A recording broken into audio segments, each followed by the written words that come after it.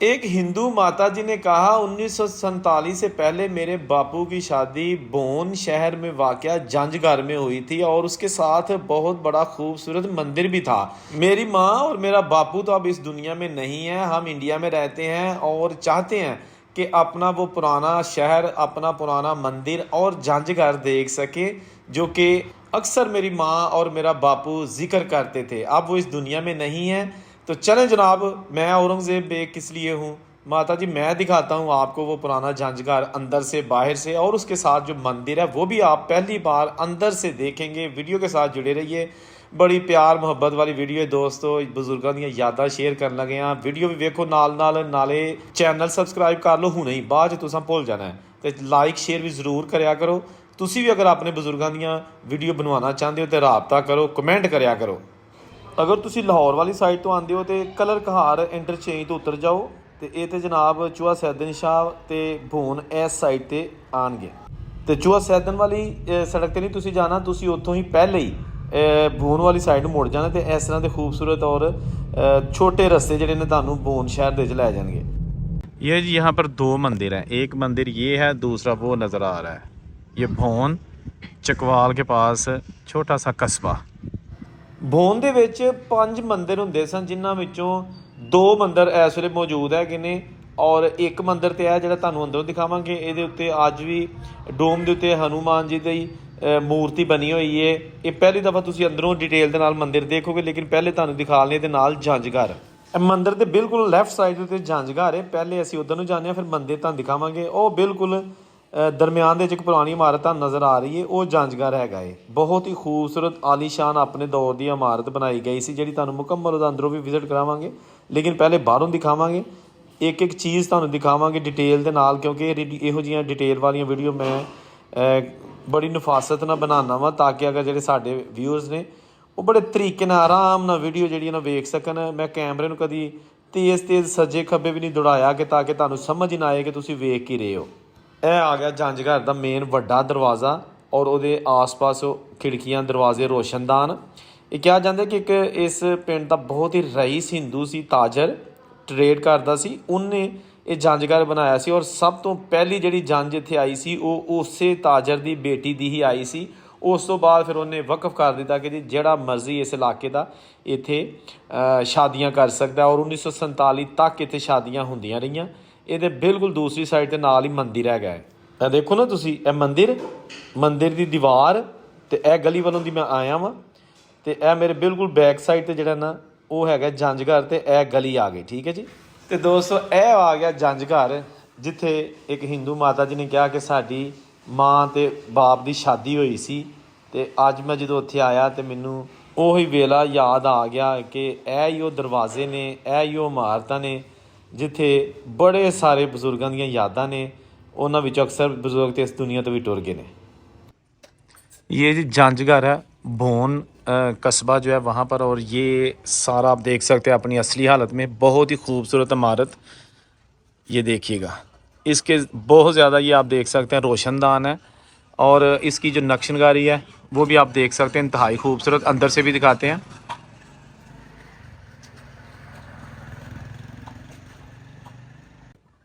अच्छा, ये ना मंदिर का एक पुराना दरवाज़ा है और ये बिल्कुल अब टूट चुका है।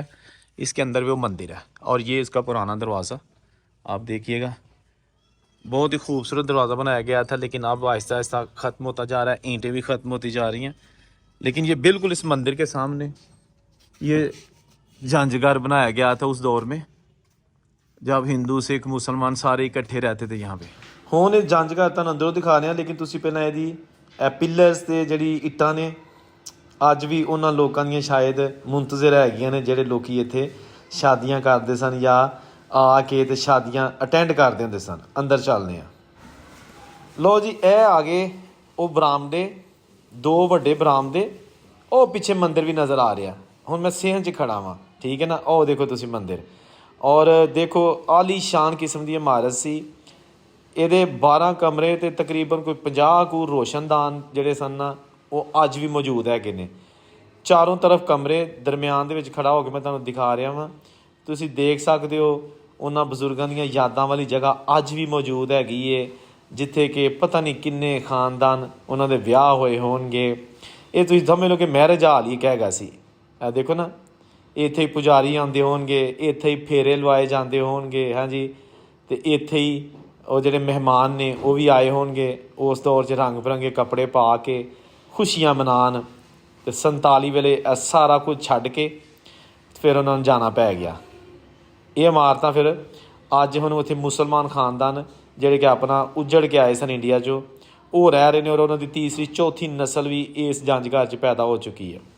ਇਹ ਦੇਖੋ ਤੁਸੀਂ, ਇਹ ਦੇਖੋ ਕਿੰਨਾ ਖੂਬਸੂਰਤ ਬਣਾਇਆ ਗਿਆ ਹੋਏਗਾ, ਝਰੋਕੇ, ਹਾਂਜੀ। ਔਰ ਇਹਦੇ ਨਾਲ ਨਾਲ ਜਿਹੜੇ ਇੱਥੇ ਦਰਵਾਜ਼ੇ, ਖਿੜਕੀਆਂ, ਰੋਸ਼ਨਦਾਨ, ਇਹ ਜੇ ਸਾਰਾ ਕੁਝ। ਅਗਰ ਨਹੀਂ ਤਾਂ ਉਹ ਲੋਕ ਮੌਜੂਦ ਨਹੀਂ ਦੋਸਤੋ। ਇਹ ਜੰਝ ਘਰ ਦੇ ਬਾਹਰ ਦਰਵਾਜ਼ੇ ਦੇ ਉੱਤੇ ਜਿਹੜਾ ਵੱਡਾ ਝਰੋਕਾ ਬਣਿਆ, ਨਕਸ਼ਨਕਾਰੀ, ਲੱਕੜੀ ਦਾ ਕੰਮ, ਹਰ ਚੀਜ਼ ਉਸੇ ਤਰ੍ਹਾਂ ਮੌਜੂਦ ਹੈ, ਕਿਉਂਕਿ ਖੂਬਸੂਰਤ ਬਣਾਇਆ ਗਿਆ ਸੀ ਨਾ। ਦੁਲਹਾ ਦੁਲਹਨ ਇੱਥੇ ਸ਼ਾਦੀਆਂ ਹੁੰਦੀਆਂ ਸਨ। ਦਰਵਾਜ਼ਾ ਵੀ ਸਾਦਾ ਅਤੇ ਡਿਜ਼ਾਈਨਿੰਗ ਵਾਲਾ, ਔਰ ਇਹਦੇ ਨਾਲ ਜਿਹੜੇ ਰੋਸ਼ਨਦਾਨ ਸਨ ਉਹ ਵੀ ਕੋਈ ਆਮ ਰੋਸ਼ਨਦਾਨ ਥੋੜ੍ਹੀ ਸਨ ਕਿ ਲੱਕੜੀ ਬਸ ਲਾਤੀ ਤਾਂ ਠੀਕ ਹੈ। ਉਹਨਾਂ ਦੇ ਉੱਤੇ ਵੀ ਡਿਜ਼ਾਈਨਿੰਗ ਤੁਸੀਂ ਦੇਖ ਸਕਦੇ ਹੋ। ਆਲੀਸ਼ਾਨ ਕਿਸਮ ਦੀ ਇਮਾਰਤ ਅੱਜ ਵੀ ਆਪਣੇ ਅਸਲੀ ਹਾਲਤ ਵਿੱਚ ਜਿਹੜੀ ਹੈ ਨਾ ਇਹ ਮੌਜੂਦ ਹੈਗੀ ਹੈ। ਹੁਣ ਚੱਲਦੇ ਹਾਂ ਮੰਦਿਰ ਦੇ ਅੰਦਰ ਅਤੇ ਤੁਹਾਨੂੰ ਮੰਦਿਰ ਵਿਖਾਲਦੇ ਹਾਂ, ਹਿੰਦੂ ਮੰਦਿਰ। ਇਹ ਤੁਸੀਂ ਦੇਖ ਸਕਦੇ ਹੋ ਹਨੂੰਮਾਨ ਦੀ ਮੂਰਤੀ ਬਣੀ ਹੋਈ ਹੈ ਇਸ ਮੰਦਿਰ ਦੇ ਉੱਤੇ ਅੱਜ ਵੀ। ਅਤੇ ਇਜਾਜ਼ਤ ਇਸ ਫੈਮਿਲੀ ਕੋਲ ਲੈ ਚੁੱਕੇ ਹਾਂ ਅਸੀਂ, ਅਤੇ ਉਹਨਾਂ ਦੀ ਬੜੀ ਮਿਹਰਬਾਨੀ, ਸ਼ੁਕਰੀਆ ਕਿ ਉਹਨਾਂ ਨੇ ਇਜਾਜ਼ਤ ਦਿੱਤੀ। ਅਤੇ ਅਸੀਂ ਆ ਗਏ ਜਨਾਬ ਇਸ ਮੰਦਿਰ ਦੇ ਅੰਦਰ, ਤਾਂ ਕਿ ਤੁਹਾਨੂੰ 1947 ਵਾਲਾ ਮੰਦਿਰ ਡਿਟੇਲ ਨਾਲ ਵਿਖਾਈਏ, ਜਿਹੜਾ ਕਿ ਸ਼ਾਇਦ ਅੱਜ ਤੋਂ ਪਹਿਲਾਂ ਤੁਸੀਂ ਇੰਨੀ ਡਿਟੇਲ ਦੇ ਨਾਲ ਇਹ ਮੰਦਿਰ ਨਹੀਂ ਦੇਖਿਆ ਨਾ। ਅੱਛਾ, ਇਹ ਜਨਾਬ ਇਹਦਾ ਮੇਨ ਦਰਵਾਜ਼ਾ ਸੀ 'ਚ ਮੈਂ ਖੜਾ ਵਾਂ। ਇਹਦੇ ਵਿੱਚ ਵੀ ਇੱਕ ਖਾਨਦਾਨ ਰਹਿ ਰਿਹਾ ਹੈ, ਜਿਹੜਾ ਕਿ 1947 ਵੇਲੇ ਉੱਜੜ ਕੇ ਇੰਡੀਆ ਤੋਂ ਇੱਥੇ ਆਇਆ ਸੀ। ਇਹਨਾਂ ਦੇ ਵੱਡਿਆਂ ਨੂੰ ਇਹ ਜਗ੍ਹਾ ਲੱਭੀ, ਇੱਥੇ ਹੀ ਉਹਨਾਂ ਫਿਰ ਆਪਣੇ ਬੱਚਿਆਂ ਦੇ ਨਾਲ ਰਹਿਣਾ ਸ਼ੁਰੂ ਕਰ ਦਿੱਤਾ, ਕਿਉਂਕਿ ਘਰ ਤੇ ਮਹੱਲੇ ਗਏ ਸਨ ਸਾਰੇ। ਅਤੇ ਉਹਨਾਂ ਦੀ ਤੀਸਰੀ ਨਸਲ ਵੀ ਇਸੇ ਹੁਣ ਮੰਦਿਰ ਦੇ ਵਿੱਚ ਹੀ ਪੈਦਾ ਹੋਈ ਹੈ। ਔਰ ਇਹ ਇਹਦਾ ਬਾਹਰੋਂ ਤੁਹਾਨੂੰ ਵਿਊ ਦਿਖਾ ਰਿਹਾ, ਔਰ ਇਸ ਤੋਂ ਬਾਅਦ ਫਿਰ ਮੈਂ ਅੰਦਰ ਵੀ ਜਾਵਾਂਗਾ। ਇਸ ਮੰਦਿਰ ਜਿਹੜੀ ਬਿਲਡਿੰਗ ਤੁਸੀਂ ਸਕਰੀਨ 'ਤੇ ਦੇਖ ਰਹੇ ਹੋ, ਇਹਦੇ ਅੰਦਰ ਵੀ ਇੱਥੇ ਵੀ ਬਹੁਤ ਵੱਡੇ ਬਰਾਂਡੇ ਹੁੰਦੇ ਸਨ, ਇਹ ਜਿਹੜੀ ਜਗ੍ਹਾ, ਅਤੇ ਇੱਧਰ ਵੀ ਦਰਵਾਜ਼ਾ ਇੱਕ ਬਣਾਇਆ ਗਿਆ ਸੀ। ਅਤੇ ਇਹ ਇਹਦਾ ਪੁਰਾਣਾ ਅਸਲੀ ਡੋਮ ਜਿਹੜਾ ਕਿ ਅੱਜ ਵੀ ਮੌਜੂਦ ਹੈ। ਇਹ ਜਦੋਂ 1992 ਦੇ ਵਿੱਚ ਬਾਬਰੀ ਮਸਜਿਦ ਦੇ ਹਮਲੇ ਹੋਏ ਸਨ, ਅਤੇ ਉਦੋਂ ਇਸ ਮੰਦਿਰ ਨੂੰ ਨੁਕਸਾਨ ਨਹੀਂ ਸੀ ਪਹੁੰਚਾਉਣ ਦਿੱਤਾ। ਘਰ ਵਾਲਿਆਂ ਨੇ ਉਹਨਾਂ ਕਿਹਾ ਸੀ ਕਿ ਮੰਦਿਰ ਨਹੀਂ ਢਾਣ ਦੇਣਾ ਜਾਂ ਨਾ ਇਹਨੂੰ ਨੁਕਸਾਨ ਪਹੁੰਚਾਉਣ ਦੇਣਾ। ਹੁਣ ਚੱਲਦੇ ਹਾਂ ਮੰਦਿਰ ਦੇ ਅੰਦਰ, ਠੀਕ ਹੈ ਨਾ ਜੀ। ਜੁੱਤੀ ਇੱਥੇ ਲਾ ਲੈਂਦੇ ਹਾਂ ਤਾਂ ਕਿ ਬੇਅਦਬੀ ਨਾ ਹੋਏ। ਚਲੋ ਜੀ, ਇਹ ਜਨਾਬ ਆ ਗਿਆ ਵੱਡਾ ਇਹਦਾ ਜਿਹੜਾ ਹਾਲ ਹੈ। ਇਹਦੇ ਅੰਦਰ ਹੀ ਮੂਰਤੀ ਸਥਾਨ, ਇਹਦੇ ਉੱਤੇ ਹੀ ਛੱਤ 'ਤੇ ਡੋਮ ਬਣਿਆ। ਔਰ ਇਹ ਫਿਲਹਾਲ ਇਹ ਫੈਮਿਲੀ ਇੱਥੇ ਰਹਿ ਰਹੀ, ਉਹਨਾਂ ਨੇ ਆਪਣਾ ਸਮਾਨ ਰੱਖਿਆ, ਲੇਕਿਨ ਮੰਦਿਰ ਜਿਹੜਾ ਨਾ ਉਹ ਆਪਣਾ ਅਸਲੀ ਮੌਜੂਦ ਹੈ, ਜਿਹੜਾ ਕਿ 1947 ਵਾਲਾ। ਹਿੰਦੂ ਕਮਿਊਨਿਟੀ ਇੱਥੇ ਛੱਡ ਕੇ ਅਤੇ ਹਮੇਸ਼ਾ ਵਾਸਤੇ ਇੰਡੀਆ ਟੁਰ ਗਏ ਕਿ ਵਾਪਸ ਆਵਾਂਗੇ, ਲੇਕਿਨ ਕੋਈ ਨਾ ਆਇਆ। ਅਤੇ ਦੋਸਤੋ, ਇਹ ਮੰਦਿਰ ਦੇ ਅੰਦਰ ਹੁਣ ਮੈਂ ਖੜਾ ਵਾਂ ਤਾਂ ਕਿ ਤੁਹਾਨੂੰ ਜਿਹੜਾ ਨਾ ਦਿਖਾ ਸਕਾਂ ਕਿ ਬਜ਼ੁਰਗਾਂ ਦੀਆਂ ਯਾਦਾਂ ਵਾਲੀ ਜਗ੍ਹਾ ਅੱਜ ਕੈਸੀ ਹੈ, ਠੀਕ ਹੈ ਨਾ ਜੀ। ਜਿੱਥੇ ਰਹੋ ਖੁਸ਼ ਰਹੋ।